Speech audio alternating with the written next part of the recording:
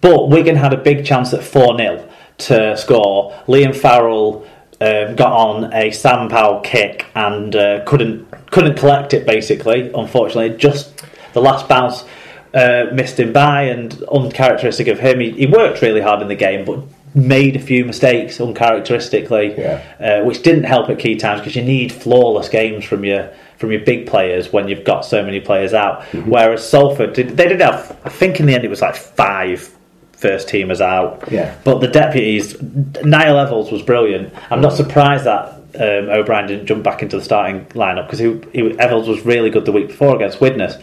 But he was probably even better in this game. I didn't see him again. I just listened to how he did against Widnes, but I saw how he did it, and he was everywhere and was spot on with his work. Lewis Tierney came in at fullback for Wigan. Didn't want to catch any balls, but did work really hard returning them. Grabbed a deserved try for the effort he put in the second half. The back three, it was effort, but Salford were far better at doing what they needed to do. Yeah.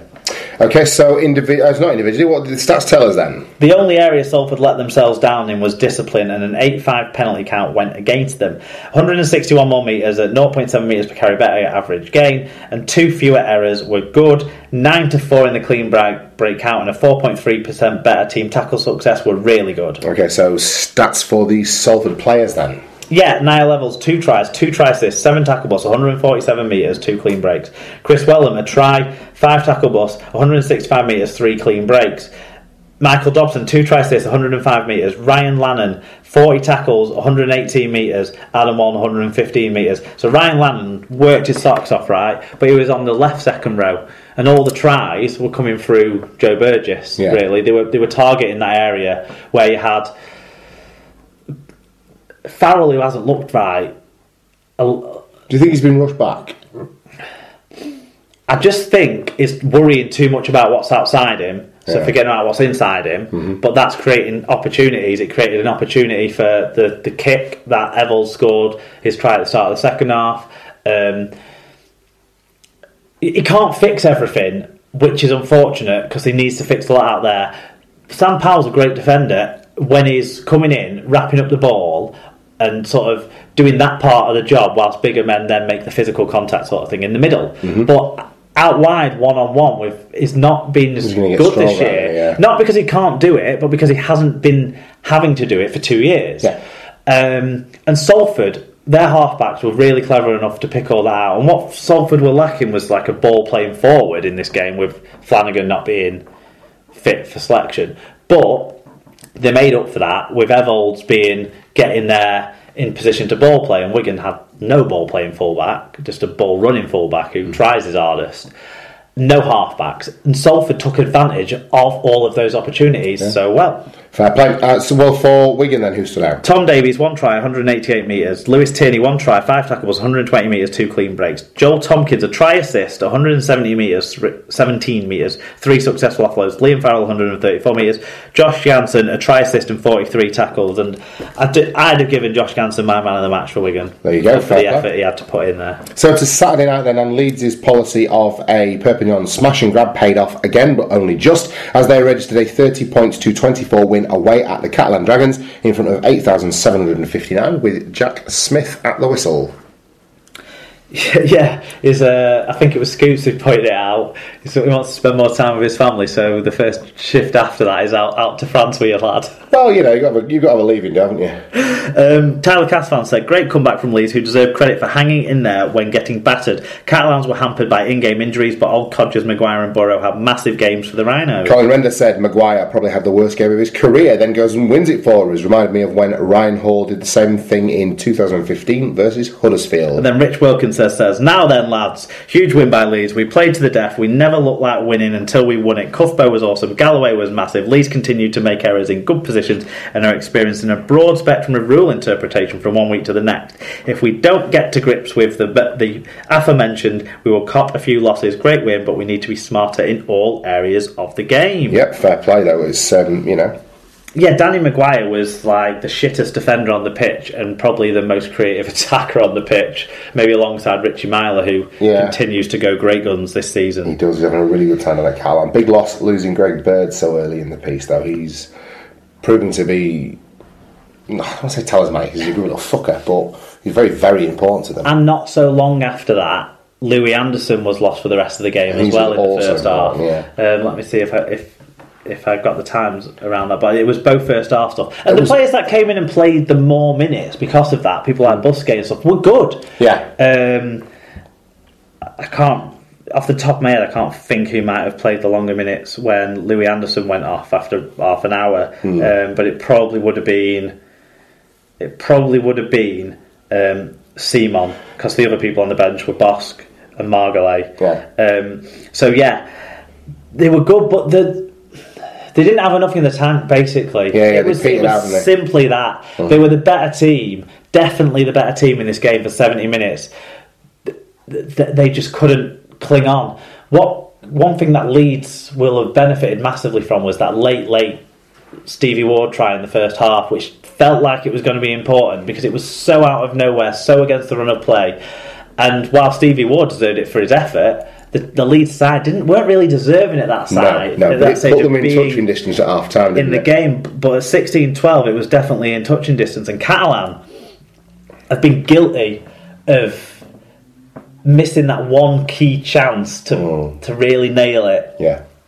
And in this one, I think there was a Richie Myler break, wasn't there, in the first half, and he didn't have the right sort of support. Yeah. And I think it was Richie Myler. Whoever it was went through the gap that Danny Maguire couldn't read who was coming at him where, because every single thing that happened for Catalan was in and around making Danny Maguire his eyes sort of spin around like cartoon style, and then him just get dizzy and stand still and fall to the floor whilst everyone ran past him, because he wasn't picking anything in defence, but he got himself together for scoring the winning try, but also creating a lot of opportunities in that period where he stepped up and took charge of the game when Catalans got tired. So you got to credit him for that, because he didn't let the defensive mistakes get on him, did he? Danny Maguire and Rob Burrow have a wealth of experience that even when they're not clicking at their best, that muscle memory from a lifetime of winning will teach them, first of all, not to panic too much, certainly internally, even if they look like they're panicking externally, but also how to get to do enough to get the win. And that's how I feel like it is for Leeds. They just did enough. And those forwards that Rich mentioned definitely did great, but I think they were countered every bit of the way until that last sort of exhausted 10 minutes almost. Exactly. No, Catalans were blown out by then, weren't they, in terms of their fitness, and not their fitness, but they were just exhausted, weren't they? And they had to be exhausted. They had to work out because they'd lost 2 players. Yeah, I mean, it was that Rob Burrow try that at that point for me it was that squared it up, didn't it? And I just never saw. I just didn't see anything that they could come up with to get. It was the in-game injuries. By that point, I think they'd had a third injury, hadn't they? Willie Army went off. Of course. So they ended up with Bosk on the wing. You're makeshift, to say the least, then, at that point, aren't you? And in-game, we talk about it all the time. Injuries hurt you. In-game injuries kill you. Yeah. And I think that told for Catalan in this one. So, although credit to Leeds for sticking about it and taking those half chances late on in the first half, and the sort of Burrow one as well. Definitely. So, what did the stats tell us? They told us that some numbers were very close, 90 metres between the two sides, same number of errors, same number of penalties, same number of clean breaks, same amount of attacking kicks made, 5 tackle busts between the two, that's quite a close margin there. Leeds did make more than twice as many offloads, made 1 metre per carry better average gain and 3% better team tackle success. So actually, as the stats panned out in the very eventual end of things, Leeds just nicked it. There you go, which is what the scoreline said. So individually, who stood out for us?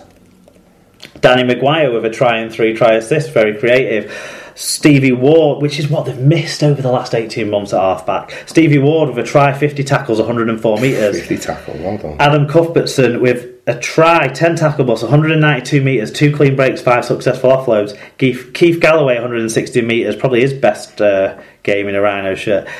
Ash Goulding, 138 metres, coming back and working hard, which he had to do after the young kid came in and was flashy. Absolutely. And for the Dragons then, who looked Classy. Yeah, Remy Casti, a try, 41 tackles, 16 of them were marker tackles, 133 metres, 3 successful offloads. You certainly can't say the captain didn't do his best to keep them on the track for this one. Sam Mower, 141 metres, a clean game, so for the amount of minutes he'll have had to play, a little bit extra going on for him.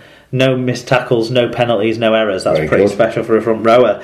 Ben Garcia, 119 metres. Richie Mile, 1 try assist, 5 tackle balls, 113 metres, 2 clean breaks. Paul 8 on 114 metres. There you go. So, to the next day, Sunday, then, Elite Centurions went down. No, it was on Saturday. Well, it wasn't Saturday, of course. Elite Centurions went down 40 points to 26 at home against Wakefield Trinity, so their troubles continue. 4,938 Lathers and Wakefieldians in attendance. Chris Kendall was the referee. Yeah, and we start with Wakey White. So Wakey managed to survive a cigar from Lee, going 20 ahead after 20 minutes. Lee roared back and took the lead early in the second half. Lee's mask then slipped and they returned to the thuggery football they are famous for, allowing Wakey to dance around their angry faces and run away with it towards the end. Not far away from a top 8 berth now. There you go. Tyler Castan said, crazy game, full of errors, poor defence and poor discipline. Lee fought back into the game after a poor start but ran out of gas, and Wakefield brought it home to give themselves a nice cushion from the bottom 4. Brian Davies said, great win for Wakey. I dozed off after we took the big lead and then woke up to find we were in a scrap. But I am sure my mental support through Radio Yorkshire was enough to inspire them to pick it up for the final 20. 6th place, 3 points clear of the bottom 4 with more than half the season gone. We'll take that, thank you. Yeah, I haven't seen a tremendous amount of this, but it does sound like it was a game of 3 halves, Mark, really, doesn't it? 3/3, yeah. Well, I was trying not to take your bit from This Week in League. Doesn't matter because half of these people might not listen to that bit. Game of 3 halves. Let's do it. I thought Game of 3 halves was funnier. Okay, either way. It was funny. Same difference, isn't it? Yes, but it certainly was like that, yeah, because it seemed like Wakefield were going to cruise it, and I have no idea what turned this one around at all. I can't even think of if there was errors or not because I didn't see it. No. But certainly must have been something to do with the bench introductions or something, because even though Jamie Acton gets himself in trouble and gets himself put on report, he's a big part of this comeback, it seems like, with a try, the second try of that comeback, and you know he's been great when he's not been a stupid idiot. Yeah, that's the problem. Stupid, thuggish idiot, and that's kind of been what he's been like. But that's Lee as a player, isn't that's Lee's season as a player? They've been great when they've not been beaten stupid, thuggish idiots. No, they've made a lot of mistakes and a lot of half efforts, or just not being good enough. Sorry, not trying hard. That was the point I was trying to make. With Acton, I don't really think when he's played he's not been good enough, and I actually expected him to be one of the players who couldn't manage the step up in terms of the quality. He could manage it in terms of the quality. He's been showing that. He's been going toe to toe with everyone, but his mental approach to things, his mindset, his switch that flicks, just, I don't know, but obviously it didn't cost him too big because he just went on report, but penalties are coming along and that sort of thing. Yeah. It's bad, and it sets the tone, but they came back, they got into it, they got back into it, and then just after Wakefield had taken the lead again, Danny Tickle caught the bug and got sin-binned for delaying a 20-metre tap restart, basically. He stepped into Jones Buchanan's way, who made sure Jones Bishop's way, who made sure that the referee saw it. Yeah. Which he's entitled to do, I suppose. Well, I don't like the gamesmanship of it, but I don't know how hard he actually. Maybe he fell to the floor because of the contact, but it wasn't because Danny Tickle ran into him. It was because Danny Tickle maybe just flexed a bit. I don't know. Yeah. But either way, you're delaying a restart. I think it's a professional foul, and that helped him polish it off because there was plenty of room for Mason Caton Brown to grab that try of his. It looked nice on the highlights, but the space was there because Lee was stretched out then, yeah. Exactly, and Danny Kermon's try looked remarkably easy. The last try of the game, yeah. But the game, and that came actually after only 68 minutes, which was in the sin-bin period still. So it was obviously, again, that was why it looked so easy for them to score those last two tries. It's nice and neat. The play looked from Wakefield. There you have it. So what did the stats tell us on this one then? An extra penalty, 11 to 10, and an extra error, an extra couple of errors, 15 to 13 by Wakefield, will have helped Lee come back into this.